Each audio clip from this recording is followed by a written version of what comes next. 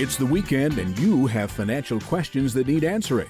That can only mean one thing. It's time for Jill on Money, the show that takes the mystery out of your finances. Here's your host, Jill Schlesinger. Welcome, welcome. It's the Jill on Money show. This is the program where we take the mystery out of your finances. I am Jill Schlesinger, and I'm the CBS News business analyst. I'm also a certified financial planner. The guy running the show, that's Mark Talercio, best executive producer in the world. Also, you may be, Mark, the only executive producer who also has the certified financial planner designation. I bet you are of a podcast of this sort, eh? I think probably yes. I think that's great. We're big cheerleaders for the CFP certification because mostly we pass the tests. Once you pass the test, you really become a fan of it, don't you, Mark? It's like all of a sudden it's like, I never want to take this class again. I never want to take this test again. It is a great designation. I will keep up with all of my continuing ed. Did you actually access all that continuing ed stuff yet, Mark? All right, Mark has till May. Shall we do it together, Mark, so that we're both done by May? When is your deadline? No, I'm due at the end of the year. All right. Well, I'm going to try to get it done for you with you so that I keep it up with you. So I'll let you know and I'll send you the links when I'm done. How's that? Now, let us tell you some more fun stuff about this program. To take the mystery out of your financial lives, what we ask is that you send us an email. Ask Jill at jillonmoney.com. And if you're on the website, just click the contact button. That's very easy to do. The website is jillonmoney.com.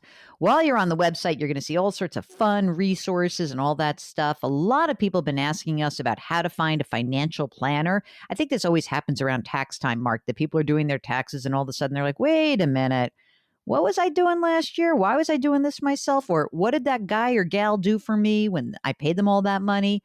So we've got a great resource, which is the questions to ask before you hire a financial advisor or planner or professional of any sort. And you might want that in hand when you talk to our sponsor, which is Facet Wealth.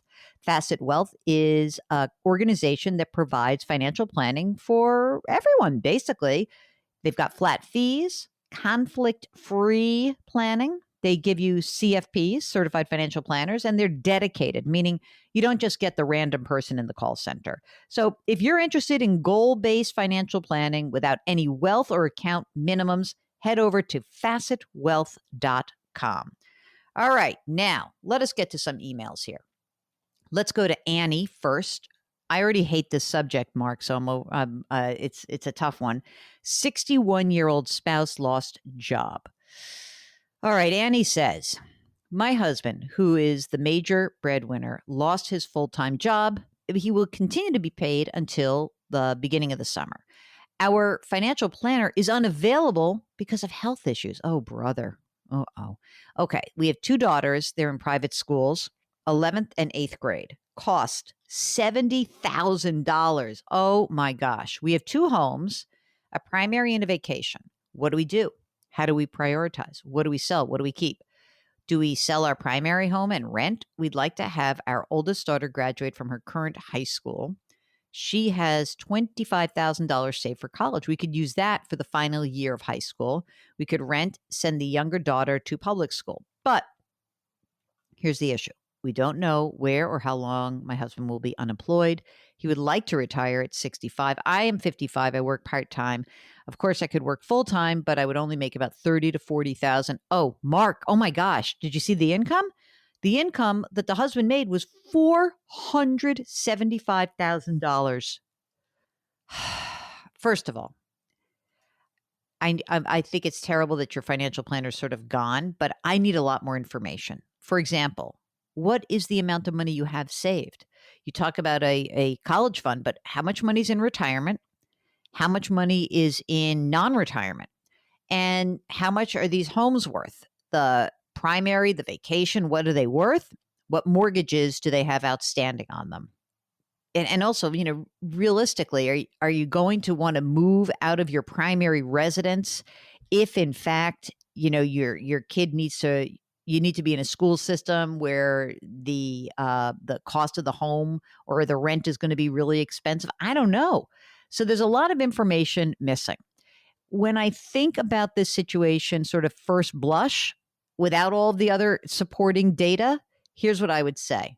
Blow out the vacation home, see where you stand, and make sure you've got 2 years of money that's in the bank while he's looking for a new job. Next, you may need to get another financial advisor planner while yours is doing whatever, is on health leave. Or maybe even say, I need a recommendation of somebody who can fill in the gap here. And this is interesting though, Mark, because you get the sense that this is like someone who is a financial planner working alone. It's one of the reasons why in some of the questions that we say to ask financial planners, you do want someone who's a team. A single operator is very difficult. I just had this conversation with somebody who has a CPA, and my friend said, my CPA just went AWOL on me. I said, what do you mean? Can't find him. Email, calls, this, that. I'd sent all my tax data in, never got a return, gone. Can you imagine? Well, I mean, it could be terrible. It could be we passed away. It could be that this person is just maybe like retired and never sent a note. I don't know. But it is so important to have backup in this day and age. I think it's incredibly irresponsible of a CFP to say, I'm just out of here, good luck, without saying, please talk to this person. You got to have somebody who is your backup. Even when a doctor goes away, there's always the service that covers, right? Mark, are there any other ideas here for our friend Annie? I know Mark wants to, get your kids out of private school. I think that it's tough though, Mark. 11th grade, it's already happening, right? You're in the middle of it. And to move a kid for senior year seems rough. Well, Mark says, isn't it strange that the school's $35,000 each, but only 25 in the college plan? But of course, maybe that's because how can you save for college when you're spending $70,000 a year on private school? You really have to hate your public school system to do that, don't you? Even at $475,000, don't you think? There's so many questions that we want to ask, but the most important is, could you follow up with us, Annie? Send us the list of how much money's in the retirement plan, how much money's in the non-retirement plan, what are your actual costs of your living costs? What would it take if you didn't have that second home and you were only paying for one private school tuition? What would you need to survive until especially the 8th grader is done with high school? What are the other, is there a mortgage on the current home? Is there on the primary? Is there a mortgage on their vacation home? I need so much more information. When you have that, we'll be happy to hold your hand. And you know what? Maybe we should also try to get her a financial planner. You may want to check out Facet Wealth, the sponsor of this show. But most importantly, I really want to make sure that we can sort of get you the information you need. Okay? You're listening to Jill on Money. Hey, during the break, here's an idea. Go to our website, jillonmoney.com. Sign up for our free weekly newsletter, or even buy my book, The Dumb Things Smart People Do With Their Money. jillonmoney.com, and it's the same name of the show, Jill on Money. We'll be right back.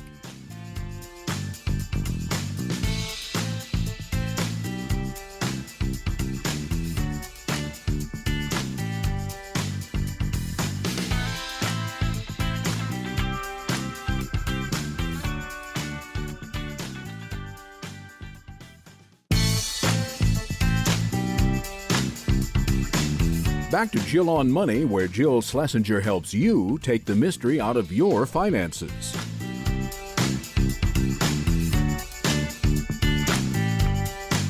You're back. It's Jill on Money, and we are here to try to help walk you through all the different financial issues that you are facing. If you have a question, email us, askjill@jillonmoney.com. And when you do that, if you'd like to come on the program with us, Mark can arrange it because he's so brilliant. He's figured it all out. So let us know, ask your question, and then, of course, let us know if you'd like to come on. Okay? This is a fascinating question. I don't know if I'm going to really be able to get to all of it, but let me get to David's issue. And here's the question.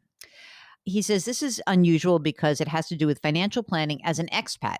In other words, he's a U.S. citizen who lives and works abroad. So David's 46, and he's lived and worked overseas for 2 years. He says, ultimately, I'm going to move back to the States whenever his current job ends. Could be in any given year. He works for a U.S. NGO, non-government employer, a contractor with the U.S. government. Okay, so he gets paid in U.S. dollars. He pays into the U.S. payroll tax system. Okay. He does qualify for something called the foreign earned income exclusion. He says, I didn't claim it in 2019 because I was concerned about other implications with regard to Social Security benefit and the accrual. He also thought it might change his ability to contribute to a 401k and an IRA. So he gave up this credit that he could have had. All right, good. He says, additionally, I receive reimbursed expenses that are greater than my salary. Wow. So that means lodging under the IRS limit, rental car, daily per diem. All right, here goes the question. I recently learned that the long-term, over a year, reimbursed expenses become taxable. Ooh. Okay, so that means his reimbursements would have become subject to tax part of the way through the year 2019. But he says, my W-2 didn't reflect this. Now I have a 2020 W-2, and it also doesn't reflect taxable income in excess of my salary, despite having been continuously receiving these reimbursed expenses for over 2 years at this point in time. Okay. He says, I've gone to a number of tax advisors regarding the situation. I've gotten as many conflicting answers. Most recently, I've been told that I am indeed subject to that tax. However, it is up to the employer to make that determination. Should the employer fail to make that determination, I'm not liable to pay the tax. I'm inclined to believe that answer. However, it could be a reflection of my desire to believe it, not my ability to discern the difference between competence and incompetence of the advisor. How do you weigh in on this? All right, let me just go on. I'm going to weigh in on it in a second. At the end of last year, my fellow expat coworkers and I received a communication from the company acknowledging the situation and indicating that they would begin tracking the time that each employee has been reimbursed for business expenses starting the 1st of January 2021. It feels like they caught on to this late, and rather than subject employees to tens of thousands of dollars of surprise tax bills, they decided to take some risk and start fresh, doing things right on January 1st. But is there a chance that I might have to come up with tens of thousands of dollars in tax should I or my company be audited in the near future? Also, some employees of other contractors who have identical circumstances have the understanding, whether right or wrong, that they can simply take a 2-month break from their assignment, go to another assignment in another location once a year, and that would circumvent the rule on taxability of long-term reimbursed expenses. By my understanding, that would simply make them itinerant, leaving them with the same tax consequences. What's your take? Okay. I think this idea about taking the 2-month break sounds like nonsense. Here's my take on this. I would take this risk. This is what I would do. You got a W-2, you reported your W-2. They are now doing it differently. That's fine. Do it differently. What I probably would do just for the heck of it is I would keep a slush fund of money available in my non-retirement savings just in case something happened and I did owe the taxes. But right now, I think you're in good shape in terms of if something weird were to happen, if you were to get audited, you could take the position with the IRS. Hey, my company sent me a W-2. I know what the W-2 said. This is what it said. This is what I reported. They didn't say anything otherwise. And, if the IRS were to come back and say, no, you owe us this money anyway, then you pay the money. But I wouldn't do anything right now. Mark, what would you do? That's it. We both agree. Don't do anything today. Don't declare anything, but have a little extra money saved up. And by the way, since you have all of your expenses paid for, this should be easy for you. All right. David's second question is about his sister who's 44. Oh, look at her. She's also living abroad. I know. It's awesome. They're living abroad. Go for it. She's lived abroad for 2 decades. She's 44. She's going to live in Europe for the remainder of her days. She recently discovered she doesn't have enough work history to qualify in the U.S. for Social Security. She files taxes in the U.S. every year. She claims the foreign earned income exclusion. And, due to the nature of her current job, she's exempt from payroll taxes in all countries. So they're not paying into the Social Security system. She's not paying into the Social Security system. And so she's not getting any retirement benefit. That seems fine. Okay. It's unfortunate, but she's not paying payroll taxes either. Dem's the rules. She and her German fiance live in the Netherlands, and they're trying to have a kid. Her fiance has a typical European attitude about finances, meaning he doesn't worry about it because the government takes care of you. She has a hard time finding anyone in either her organization's administration or among her friends who fathoms the urgency of her concern. How can she secure Social Security benefits in some country? I've thought about having a side gig where she can choose to pay payroll taxes as a self-employed person in the States. I don't know about that. One obvious direction to go is to get married to her fiance. That's what I would do. I don't understand this. Like, it seems to me that, first of all, you should find out, there's two things to consider. What happens if we were to get married? That's a good part one to consider. And the other one is, I hate to say this because I'm a proud American. What happens if you were to renounce your U.S. citizenship and then assume the citizenship of whatever country you're in? Wouldn't you become part of that social safety net? That's my guess. I don't like saying that because really, I always find that to be a very difficult thing to swallow. As much as you might love or hate this country, when push comes to shove and you say, I've got to renounce my citizenship, that's a pretty big decision to make. I don't know, Mark. I think we got to get married and you got to find a lawyer in one of these countries who can help you through this. But I don't think you're going to be able to pay into the Social Security system in the U.S. It sounds like you really want it both ways. That's the problem. So you can't avoid paying Social Security taxes and then say, I want to be part of the system. And what is that side hustle going to be anyway? It's a fascinating series of questions simply because, I mean, when you're in two different jurisdictions and it's not just like, oh, I live in New York, but I work in New Jersey, but you're in two different countries with very different ways of approaching retirement, it is pretty tough. So I would for sure seek counsel. I'd find out what it would mean if you were to renounce your U.S. citizenship, and maybe even if you just became, I presume she's a non-resident alien or a resident alien or something like that. She has to have some classification, but she might have to get hitched to figure this out. Oh, Mark wants to know if I could go back into my 20s or 30s and pick a city to live in with nothing, no strings attached. I think it's pretty easy for me. I think I would want to live in Paris. Mark says Paris is 1, Tokyo is 2. See, it's funny you should say that. I was about to say Hong Kong, which is an easier place to live than Tokyo, just because there's more expats and they speak more English there. Maybe also, like, as I think about European capitals, though, I think Amsterdam is a great city. I could do that. I'm going to try that one. All right. That's it. Where would you guys live, you expats? Notice I didn't do anything like adventuresome, like, oh, I would live in sub-Saharan Africa. No, I'm too wimpy for that. All right, you're listening to Jill on Money. If you are considering moving abroad, we are guessing at answers for you. Well, we take our best shot here. We do encourage you to seek legal counsel, especially people who really understand the laws of wherever you reside. If you have a question, give us a shout. Send us an email, ask Jill at jillonmoney.com. And if you're on the website, jillonmoney.com, and you are there checking out our resources or watching some TV segments, just shoot us a note via the contact button. Don't forget to tell us if you want to come on the air with us. It's Jill on Money. We'll be right back.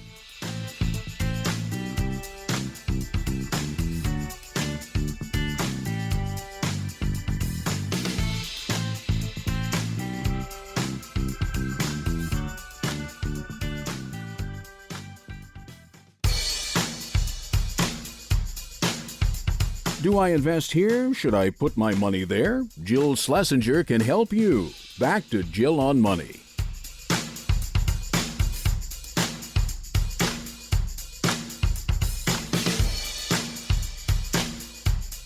You're back. It's Jill on Money. And we are presented by LifeLock. LifeLock. Let us help protect your identity. I hope I put the emphasis on the right person there, but it is. Let us protect your identity. Mark, what do you think? Did I sell it? Crystal clear, he says. Good. All right. I am so delighted that you are with us, and we love answering your questions. Remember, if you have a financial question, you just send us an email, askjill@jillonmoney.com. Or if you're on the website, if you're on the jillonmoney.com website, all you need to do is click the contact button. If you'd like to join us live, which is so much more fun. And you'll hear why when I talk to this next person. You just let us know in that email or in that contact. Say, I want to come on the program with you. And Mark does the rest. That is what Matt did. He has agreed to come on the air with us. He is on the line from the Midwest. Welcome to Jill on Money, Matt. You're very brave. Well, thank you, Jill. It's great to be here. Hello, Mark. It's always also, by the way, sidebar, when you come on the air, you get to actually talk to Mark, which is, I think, the bonus why you should really do it. So, Matt, tell us what brings you on the show today with us. How can we help you? Well, Jill, my wife and I would like to get your insight, your expertise on how best to draw down our traditional IRA and convert it to Roths before we reach the required minimum distribution age of 72. Ah, okay. Well, that's great. How old are you and your wife right now? We're both 63 and we're retired. Oh, you're retired. You're young to be retired. We've been very fortunate. So how are you supporting yourselves right now? Did you claim Social Security early? No, we haven't. We had a after-tax account that we've been able to draw from. So we're planning on doing that until we draw Social Security, which we expect at full retirement age, which for us are 66 and a half or so. How much do you have to pull out of your taxable account to float your lifestyle? About $70,000 a year. And so when you claim Social Security at your full retirement ages, how much of that 70 grand will now be reduced? Like, what does the Social Security benefit look like?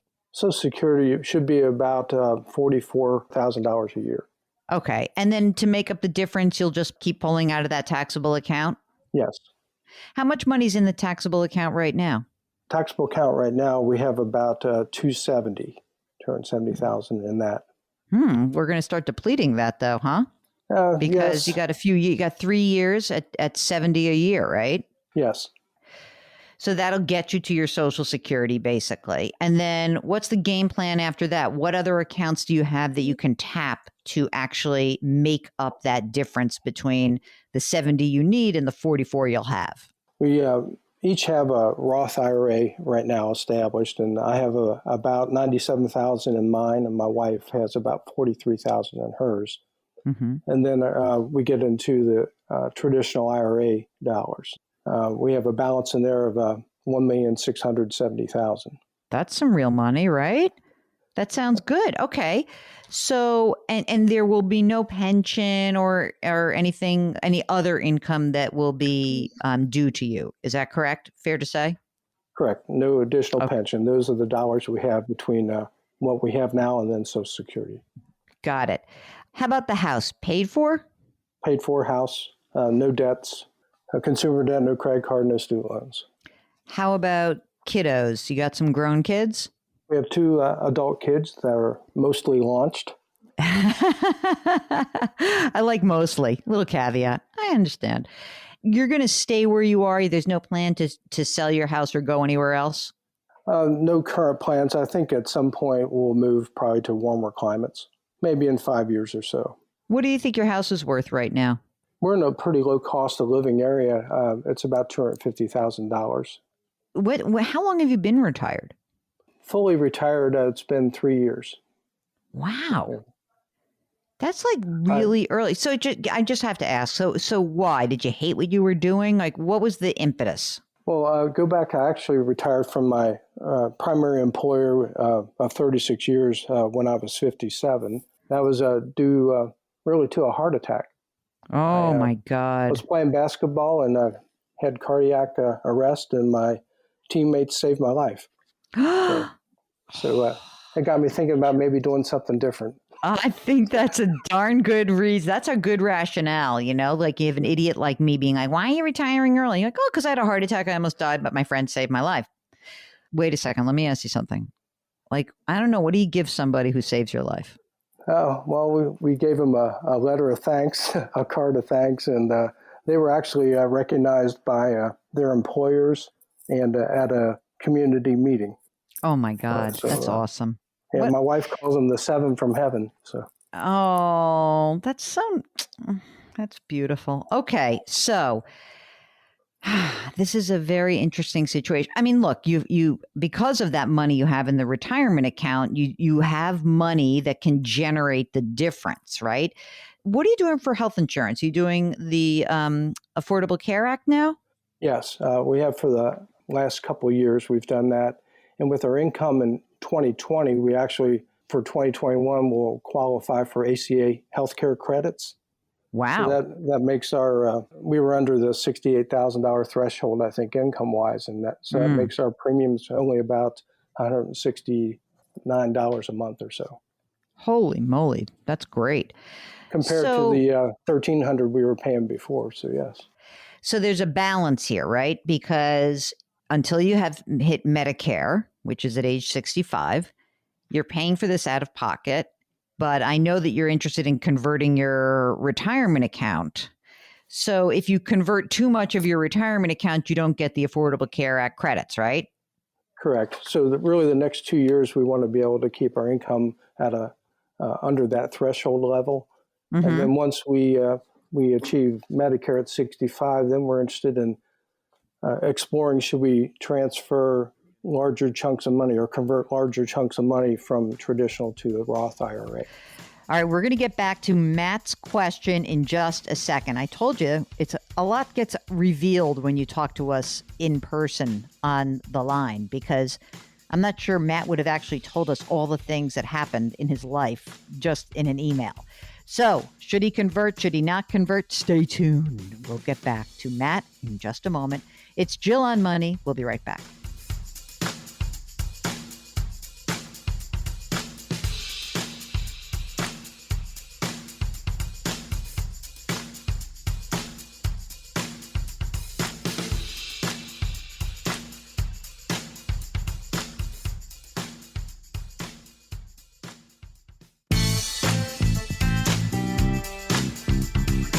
.401ks, IRAs, refinancing, she covers it all. Back to Jill on Money with Jill Schlesinger.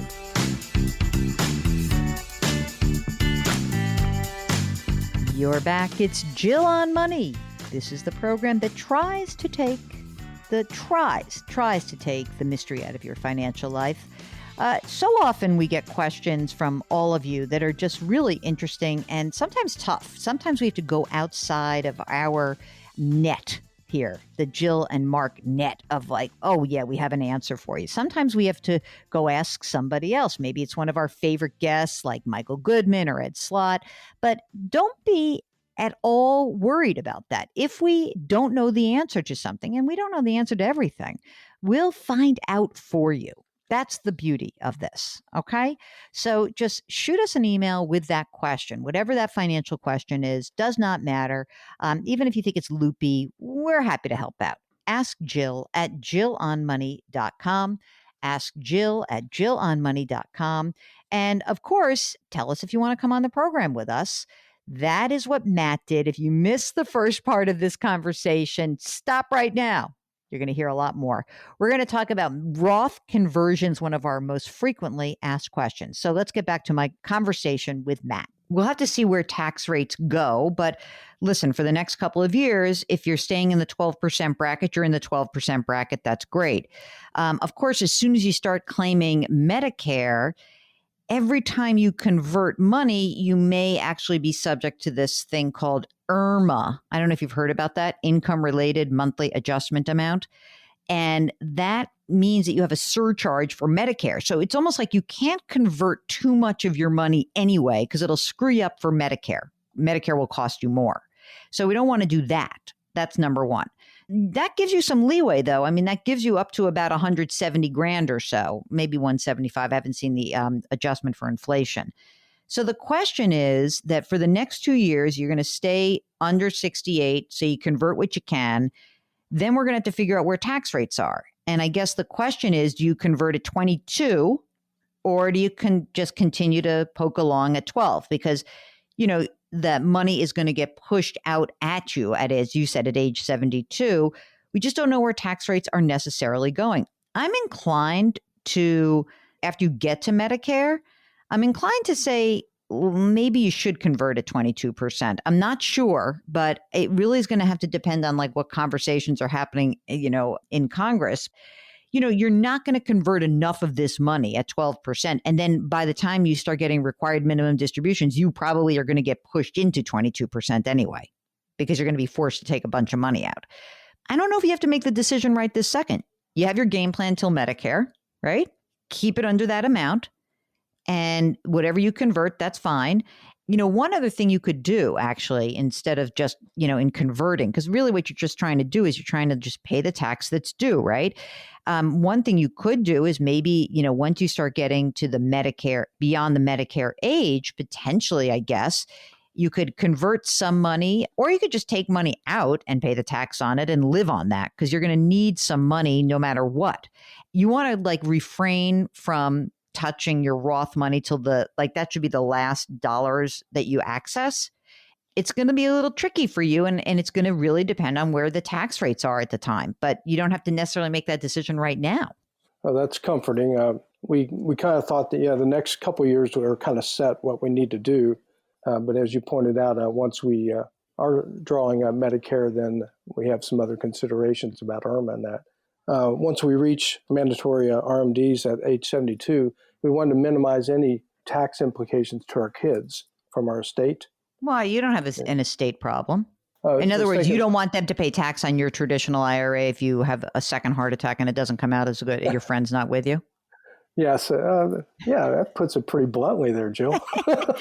I'm all about the death, man. I like to just get it out there. It's easier. Are your kids are in low tax brackets, though, aren't they? How much do they make?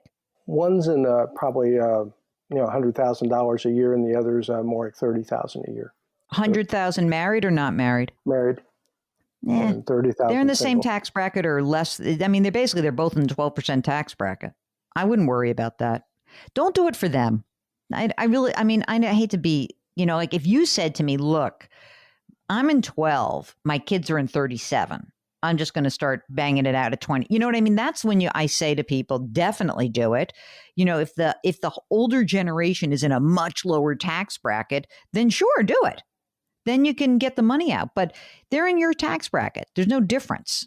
It's like the same dollars are fungible, right? You're going to pay the tax or they're going to pay the tax, but it's at the same rate at this point. You are not so super set for retirement that you need to we have to worry about what is the most efficient and best way for you to proceed. And the kids are going to get the money. There's going to be money left over. There's going to be money in the retirement accounts. There's going to be money from a house. They're going to get money. But I wouldn't make that decision unless for some reason they pop up into a much higher tax bracket than you had thought, and much more so than you and your wives. Hadn't thought about that. That's what happens when you think about death like I do. You get very critical. You start to boil it down. And by the way, just after having that near-death experience, you have all your estate planning done? Yes, we do. Matt, I wish you and your wife good health, and I wish you the best of luck. And if you want to get back in touch with us, once, if tax law is changing or you hear of something, you just shoot us a note. We'll get you back on the air. Great. Okay, if you want to join us, just like Matt did, all you have to do is send us an email or contact us from our website. That website is jillonmoney.com. And while you're on that website, we'd love for you to subscribe to our sister broadcast. It is a podcast. It comes out every day. It's like 10 or 12 minutes. Not a lot of time, but a lot of fun. A lot of bang for your buck. Jill on Money will be right back.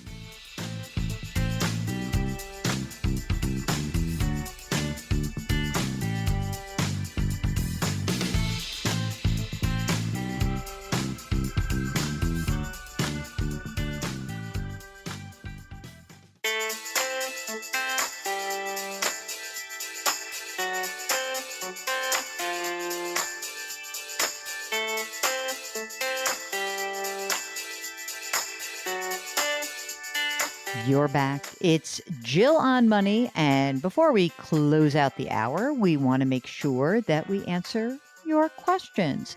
If you have a financial question, a tax question, a retirement question, doesn't matter. Just give us a shout. Ask Jill at jillonmoney.com.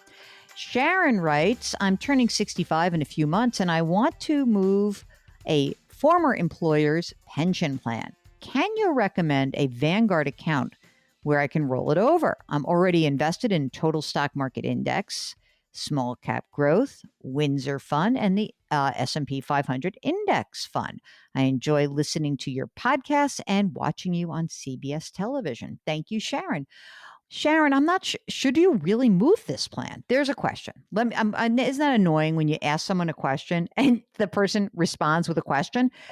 I don't know whether you should even move this. Are you sure that you should move the plan itself? I mean, I don't want to be a dope about this, but like maybe this is a good pension plan. Maybe you shouldn't be rolling it over.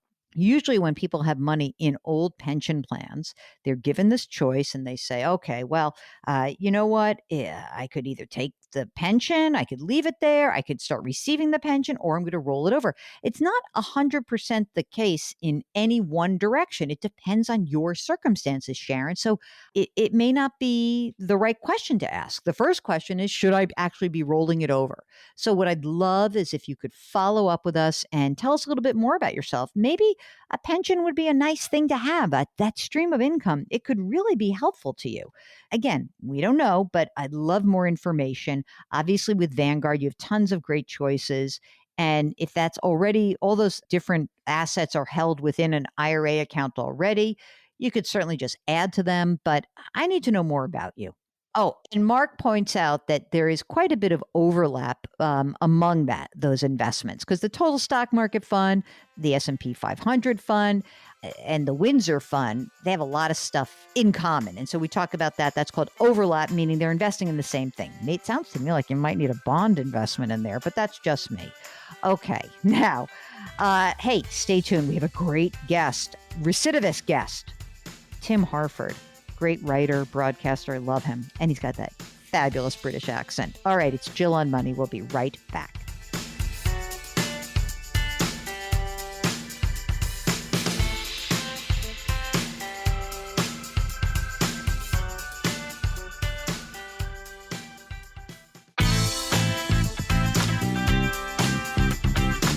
It's the weekend, and that can only mean one thing. You're listening to Jill on Money, the show that takes the mystery out of your finances. Here's your host, Jill Schlesinger. Welcome back. It's hour number 2 of the Jill on Money show. We are so happy you are with us. And guess what? I've got so much fun for you because we have a guest who really is one of my faves. We've interviewed him before. But, you know, when you're a prolific writer like Tim Harford, it is very easy to have him on lots of different topics. So what happened was I got in touch with him early on. He wrote a book called Messy. He had been writing a lot for the Financial Times. He had written something called The Undercover Economist, and I really liked him quite a bit. And he then followed up that book with 50 Things. It was like the 50 Things that made the modern economy. I think that's when I first had him on the program. Now it's so exciting because he's got a brand new book out. It's called The Data Detective, 10 Easy Rules to Make Sense of Jill's favorite topic, statistics.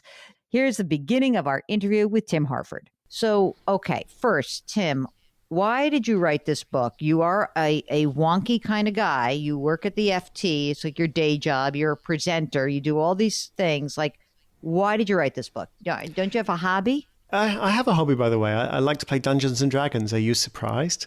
But in between all the nerdy stuff, my day job is also nerdy. Look, this is actually quite a big book for me because for the last nearly 15 years, I've been presenting a show on BBC Radio about numbers called More or Less.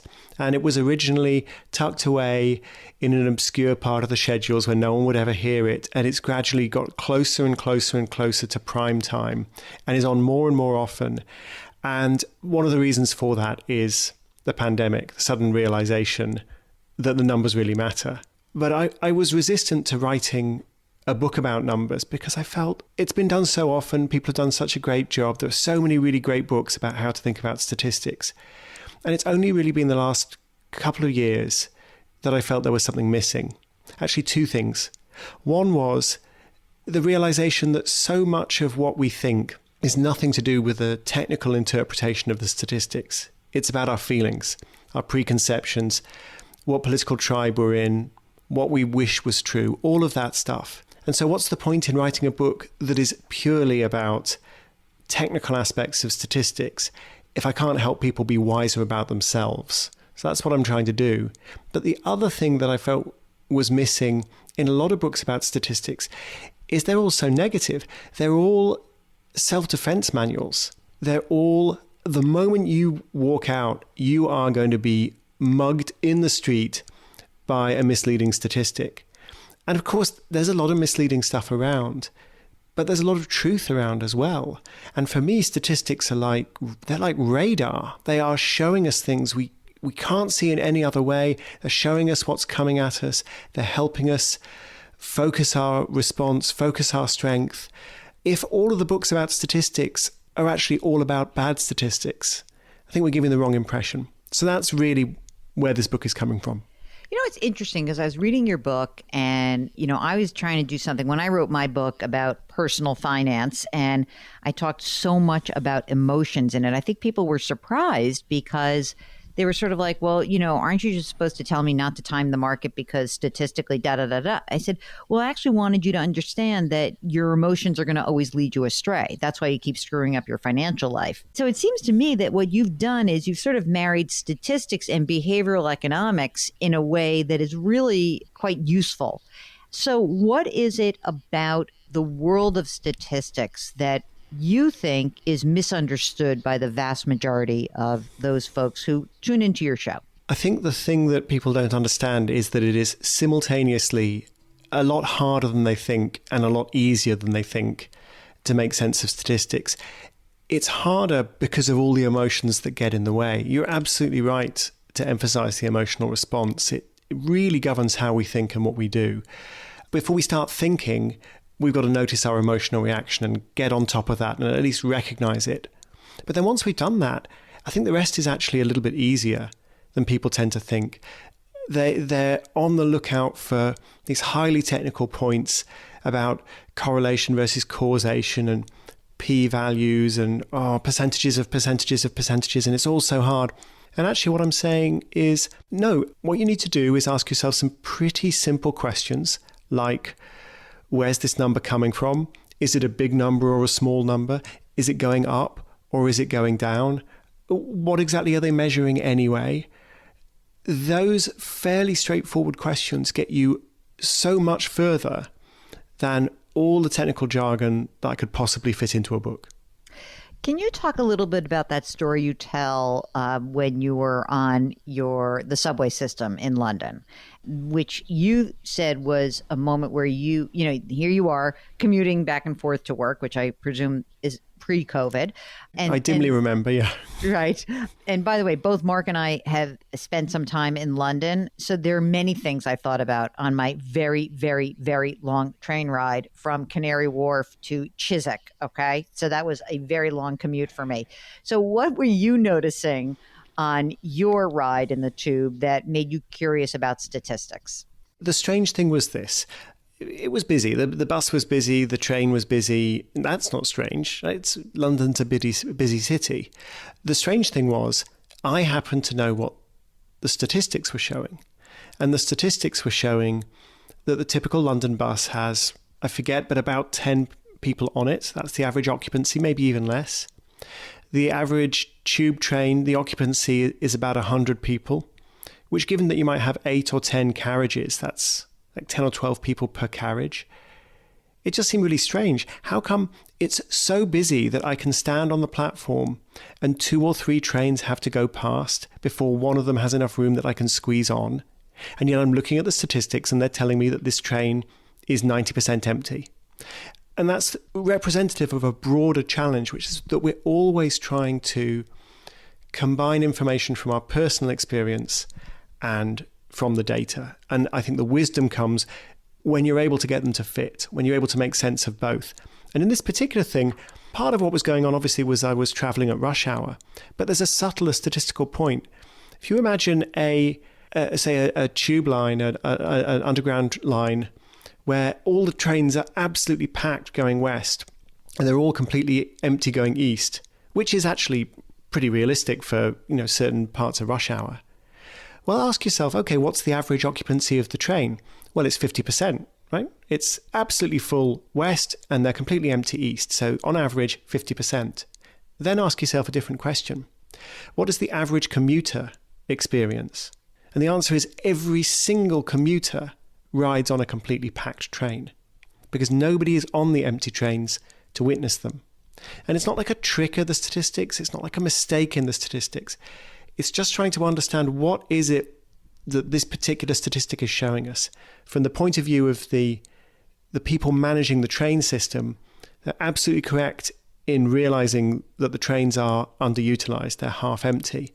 We also have to recognize from the point of view of the commuter, it's absolutely rammed every single time. If you think hard and have fun with this stuff, you actually can make sense of this. And it's not a complicated idea. We'll get back to Tim Harford in just a minute. Hey, during the break, go to our website, jillonmoney.com. You can listen to past shows, and you can also subscribe to our free weekly newsletter. We'll be right back.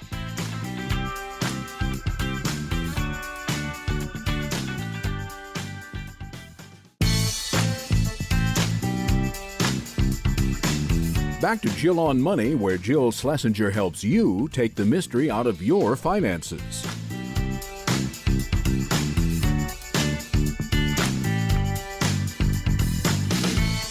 You're back. It's Jill on Money. This is the program that takes the mystery out of your financial life. I am Jill Schlesinger. And Mark Talercio, he is the executive producer of this program, and we are both certified financial planners. And that's a neat designation that lets you know, sort of in quick code, that we are very interested in helping you figure out the holistic financial picture in your lives, okay? And that's an important concept because a lot of people sell you stuff, but we have a different way of thinking about the universe. So this is a nice segue into our sponsorship. This program is sponsored by Facet Wealth. Facet Wealth also has a bunch of CFPs working there. They are trying to provide financial planning for lots of different folks, maybe you. And their approach is different, although it is not very common in the world of financial planning. They are charging flat fees and they don't have conflicts. They are fiduciaries. You get a dedicated advisor, not just somebody in a call center.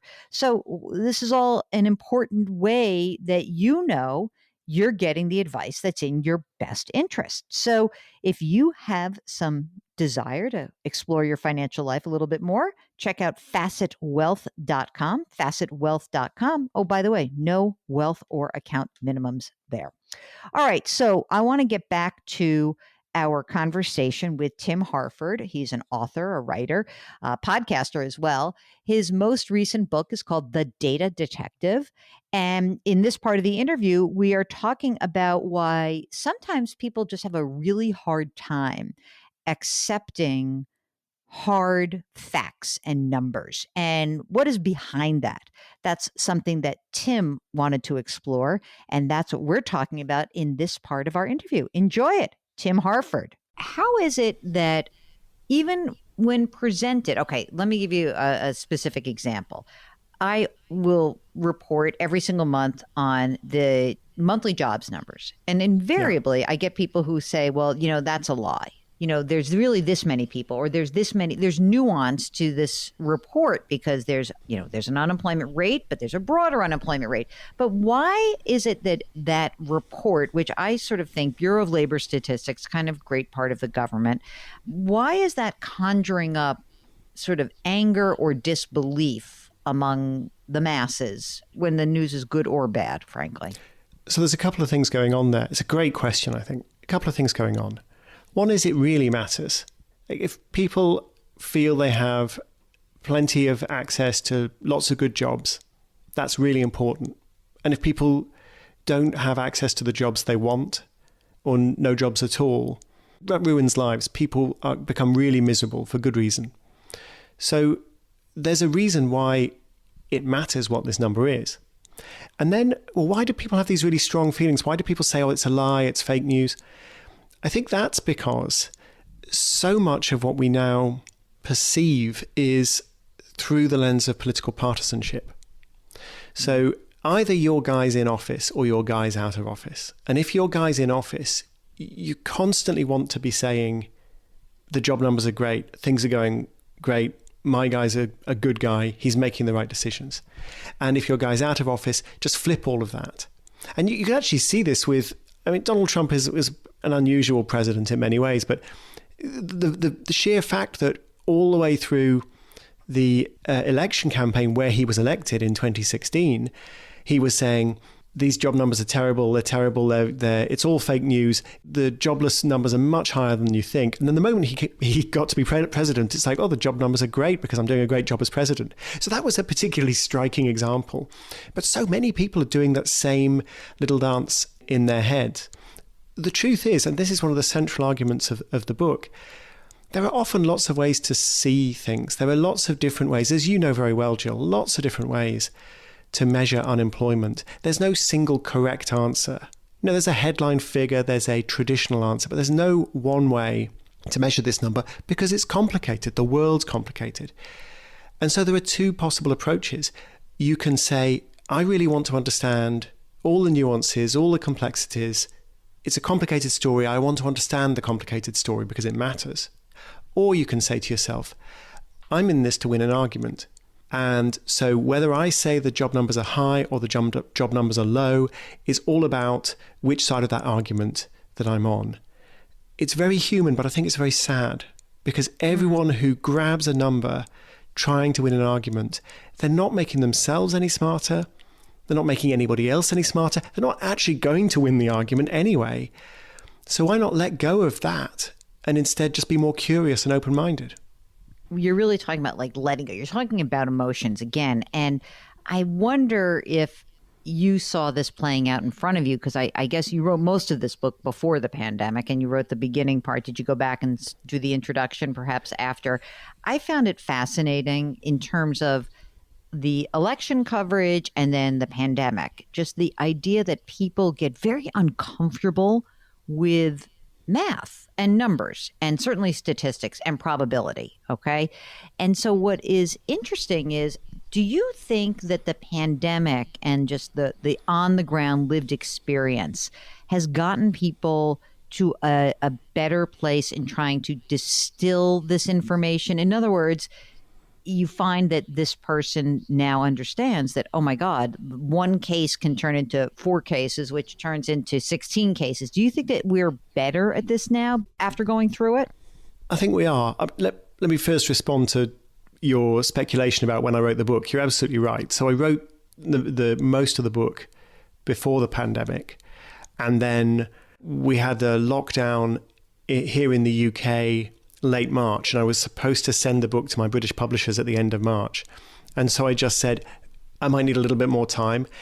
And it turns out I didn't need that much more time because every single point I was trying to make in the book about how there's more to this than trying to win an argument, about how numbers really matter, about how they show us things we can't see in any other way, about how they help us make life or death decisions, and we really depend on the numbers being accurate, and we really shouldn't take the numbers for granted. All of those things I was trying to say, suddenly I was like, okay, I now have a really, really good example, a really clear example. It's a heck of a way to be proved right. I would rather be struggling to make the case for, why this book mattered. But anyway, the pandemic came and made all my points for me. And so it actually wasn't very difficult. You just go through the book and go, oh, by the way, COVID-19 gives us a really good example of this point, or COVID-19 gives us a good example of that point. Has it helped people have more confidence in mathematics?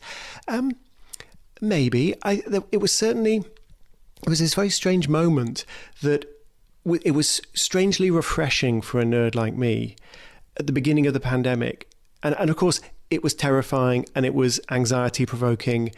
And I lost a good friend to COVID very early on. Peter Sinclair, the man who persuaded me to become an economist, died of COVID end of March 2020. So right from the start, I knew this was bad and I felt it very personally.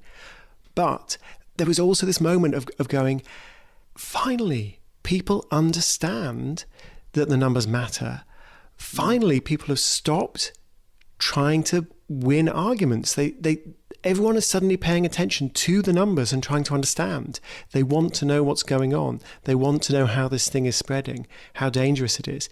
Of course, that it didn't take long before it all got polarized, and there were the people who were the lockdown skeptics and there were the mask skeptics, and that's the way things are. But there was this moment where people were actually focusing on the numbers. And I hope that people remember that and hold on to that. And yeah, there are ways that numbers can lead us astray, but a lot of the numbers were not that complicated to interpret. You could see those curves, you could see those exponential curves rising, and people really understanding, oh yeah, this matters. And by the way, all the statisticians, the epidemiologists, all the geeks who are out there trying to gather good data, that effort matters too. We'll get back to our interview with Tim Harford in just a minute. Hey, during the break, here's something fun that you can do. Send us a question. Our email address, askjill@jillonmoney.com. We'll be right back.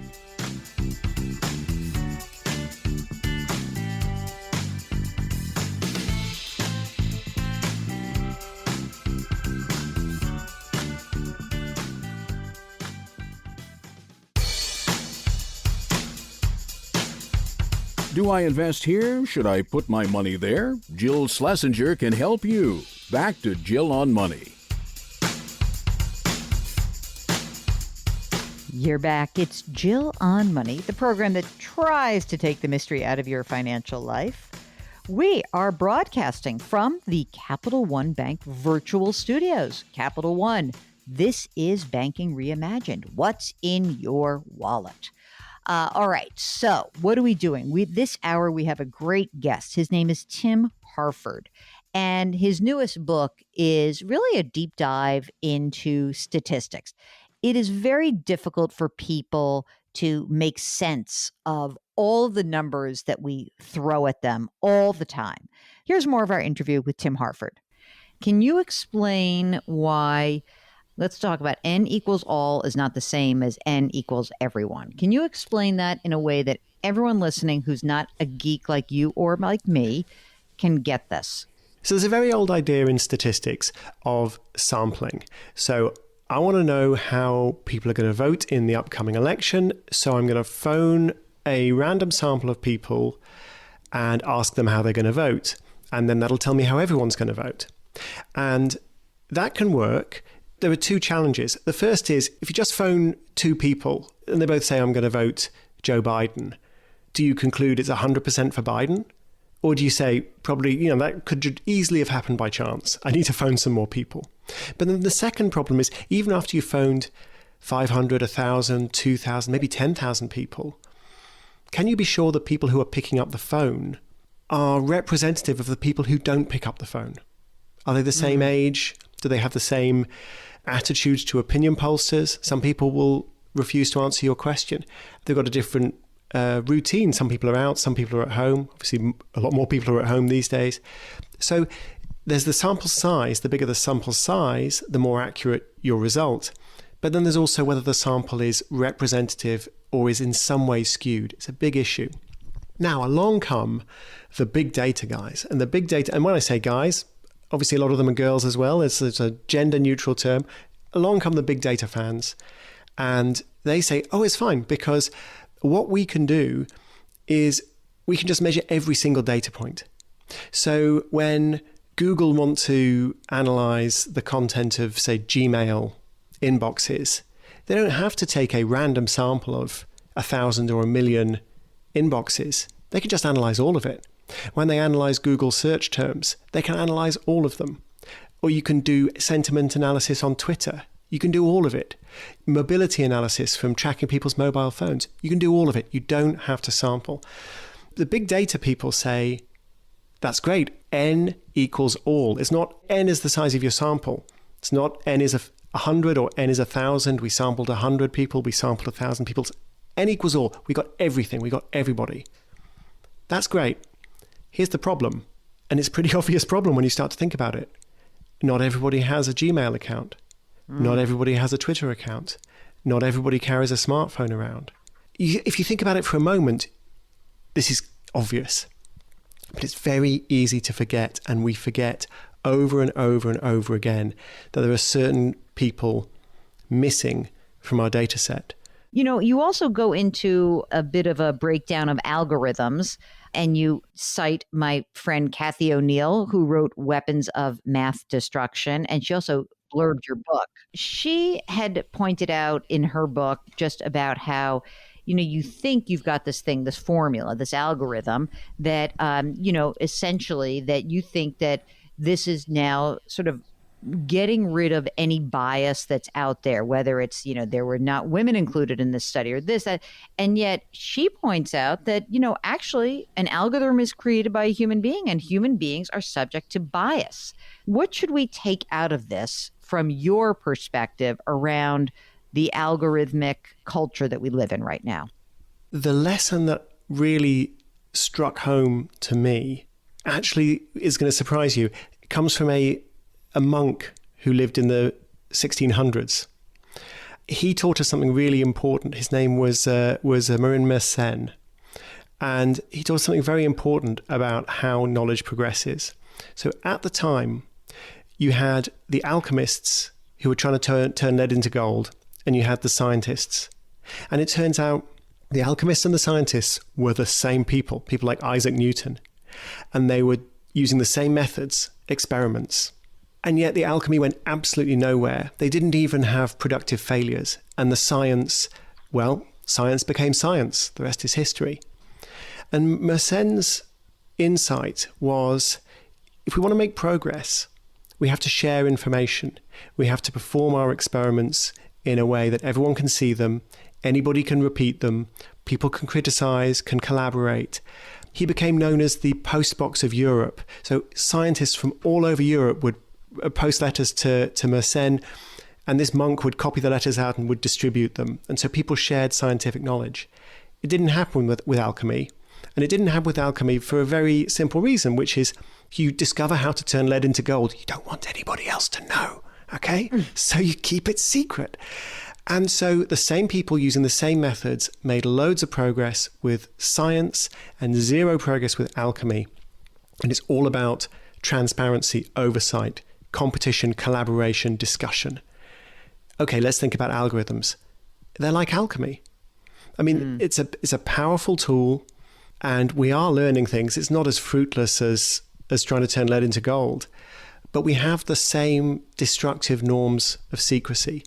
So you have a company that says, we've got an algorithm, and you just feed it a bunch of information about somebody who's been accused of a crime or convicted of a crime, and we'll tell you if this person is at risk of reoffending. And we say, okay, well, how do we know that your algorithm works? And they say, well, that's a trade secret. That's commercially confidential. And so we have these algorithms where we're told they're brilliant, and governments, always willing to believe a nice piece of technical snake oil, will go, yeah, that sounds great. An algorithm, great. That's going to solve all our problems.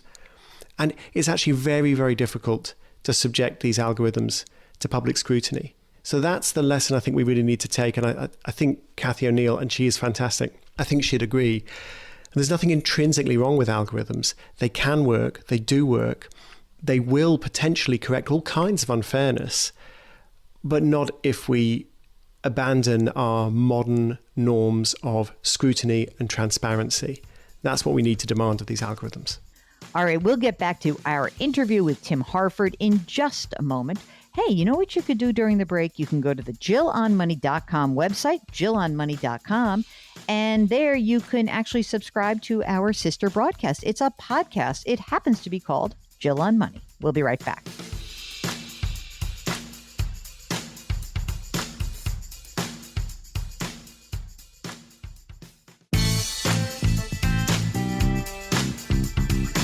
.401ks, IRAs, refinancing, she covers it all. Back to Jill on Money with Jill Schlesinger.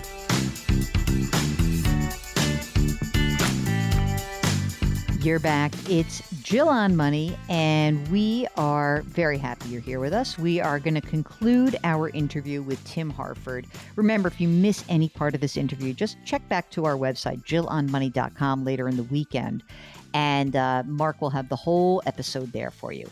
In the last part of our interview with Tim, we talk about one of my favorite topics, investor stubbornness. Here's the conclusion of our interview with Tim Harford. I want to finish this interview with you talking about investor stubbornness, which you talk about at the end of the book, and a great example of how stubbornness and emotions can get in your way is really a comparison between two economists. So can you explain the story and what you take away from that story? Yeah, I mean, as you can tell, Jill, I love stories. The book is full of stories. And this story is about Irving Fisher and John Maynard Keynes. John Maynard Keynes needs no introduction. Quite a few listeners will be going, I've never heard of Irving Fisher. Who's Irving Fisher? And people who do know who Irving Fisher is, he's most famous for saying 2 weeks before the great Wall Street crash of 1929, stocks have reached a new and permanently high plateau. So not an investment genius, but he was a genius. He was the most famous economist on the planet at that time. So you've got Fisher and Keynes.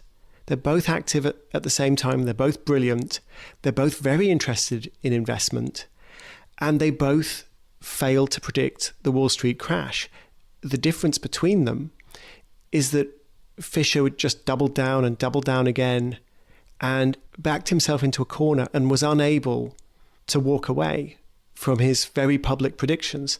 Whereas Keynes, partly because I think he was less publicly exposed, partly also because he was just a different kind of character, turned on a sixpence and walked away. Said, oh yeah, well, I messed that up. You win some, you lose some. One comment he made to his father was, win or lose, this high stakes gambling amuses me. So they made the same mistake. Keynes very quickly changed his mind and ended up dying a millionaire, very, very successful investor. Fisher, same mistake, was only saved from bankruptcy and indeed prison by being bailed out by his sister-in-law, who was a millionaire. Very, very sad story. It's all about the importance of being willing to change your mind, whether we're talking about investment or just your opinions about almost anything. I mean, Keynes is famous for having said, and he never said it, but he's famous for it anyway, for having said, when the facts change, I change my opinion. What do you do? He lived that, and I think that's why he's famous for the quote, even though it's a misattribution. Sadly, he never got the chance to teach the lesson to Irving Fisher. It's amazing because I think that people do dig in. It's funny when we're talking to you just a couple of weeks after the whole GameStop stock meme. I was going to say fiasco, but I'm sure that there are plenty of people who made money on this. Well, so event. Yeah, even my teenage children are telling me about stonks. They're really into stonks now. Exactly. So I wonder how you see social media amplifying some of the worst aspects of these points that you're raising, that you can dig in, that you can find your echo chamber. If you're only seeking your information by being on Wall Street Bets, on a subreddit called Wall Street Bets, or you're only watching one news channel to get your political news, it makes me nervous to think that, in fact, the doubling down echo chamber of social media and media in general makes it tougher to use your book and open minds. So what can you leave us with to put me in a better mood? Because now, I've just convinced myself the world's coming to an end and no one's going to be open-minded ever again. Look, it's never been easier to get really good quality information. It's never been easier to get a second opinion. It's never been easier to go straight to the source, to double check the data. A lot of this is about having the desire and the emotional maturity to do so. Social media doesn't help, but then traditional media doesn't necessarily help either. I mean, if it's the Wall Street Journal, the Financial Times, the Economist, the New Yorker, great, but there's a lot of trash out in the traditional media as well. But the way I think of it is this. When people are thinking about numbers, the 3 C's. First, calm. Just try and notice your emotional reaction and tone it down, because so much of what we believe is about emotions, anger, joy, vindication, winning an argument. So first C is calm. Then you're thinking more clearly. The second C is context. How does this number relate to other numbers? Is it going up or down? Is it big or small? What's actually being measured? Where's it come from? Context is important. And then the final C is curiosity. And what does this number actually tell me about the world? What does it suggest is a gap in my knowledge? What else can I find out? Where else can I go to find out more, to scratch that itch of curiosity? So those are the 3 C's: calm, context, curiosity. Really important. When you think about Twitter, Facebook, they can help with all of them. I mean, they can help you with curiosity. They can provide context. But very often they are thriving on emotion.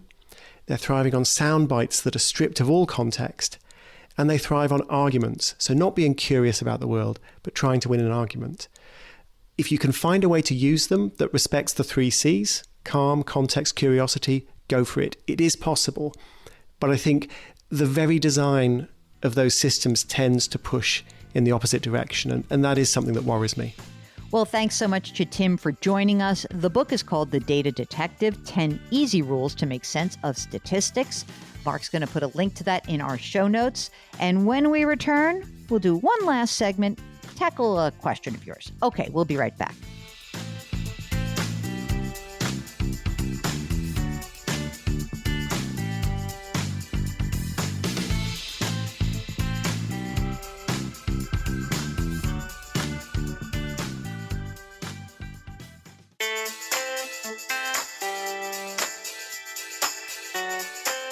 You're back. It's Jill on Money. And before we go, we want to take another question. And we are always happy to field those questions. Remember our email address, askjill@jillonmoney.com. This is from Emily, who is writing about our sister broadcast, our podcast. And Emily says, your podcast has become my morning routine since last year. I've learned so much about personal finance. I have a question about stimulus checks. My husband died in October 2019. Oh, God, I'm so sorry. My children have received his survivor benefits, that's through the Social Security system, since his death. My children and I received the last 2 rounds of stimulus checks, and I got it right into my account. However, the kids also each received stimulus checks to the bank accounts that they received for their Social Security benefits. What should I do with my money? My husband received the first stimulus check. How should I return his portion? Thank you very much. Oh, Emily, this is so heartbreaking. I'm so sorry about your loss, and it's a lot to deal with when all this is going on. Good God. Anyway, okay, so the IRS has a portion on their website which talks about what to do if you need to return a check to them. And this can happen for lots of different reasons. When you have a direct deposit, they said you've got to go to the right part of the IRS location, go to the Economic Impact Payment Information Center on irs.gov. So when you click on that, it literally is irs.gov/coronavirus/economic-impact-payment-information-center. So it's a pain in the neck, but you'll see the steps there that you need to take. And I'm so sorry. It's just a bad one. All right. Well, you see, it's a little bit of a smack upside your head when you hear about people going through these kinds of terrible things. I'm so sorry. All right. This is just a good way to end then. I guess that this is like the kind of thing where you say, remember, there are people going through stuff like Emily. So try to do something nice for someone else today. It will make you feel better. And so in addition to washing your hands and wearing your masks and maintaining your physical distancing, just lift someone else up today. Just do the best you can. It will make that person feel so much better, and it will make you feel better. Thank you so much for listening, and we'll talk to you next week.